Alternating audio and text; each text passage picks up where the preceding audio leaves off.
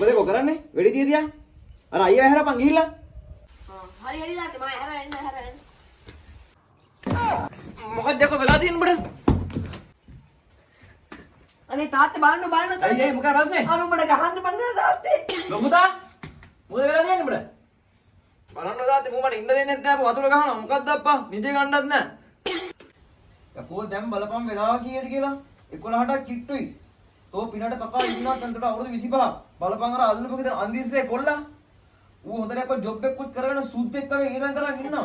තාත්තේ මේක බලන්න කාලා කන්නේ. ඔබ කඩලාපන් බත් එක තමයි. බලපන්නේ වැඩි තියතියා ඉන්නවා. ඔබ යුද්ධට යන්නද වැඩි තියන්නේ? හරි තාත්තේ ඉන්නකෝ මං ගේමක් ගහන්නම්කෝ. ගම මෙහෙල්ලිලා යන්න. ගේමක් ගහන්න කලින් අර වෙලට ගිහලා පොර ටික ගහලවනේ. තාත්තේ එනම් මම පොර ටික ගහලා එන්නම් ඈ. මේක නේ බං අපේ වෙල.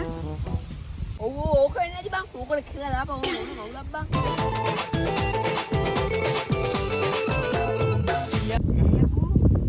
මේක අර අන්දිරිස්ලා වෙලට නේද පොර කටි කෙලින්නේ. අකෝ රජෙන් දීපු පොර ටිකට මේක අන්දිරිස් කිවලට නේ ගහන්නේ. ලොකුතා මොකද අකෝ කරන්නේ? පොර ගහන තාත්තේ. පොර ගහනවා? තෝ දන්නද අකෝ තෝ කෙල්ල දින ඔච්චර කාගේ වෙලද කියලා? අපේ වෙලට තාත්තේ.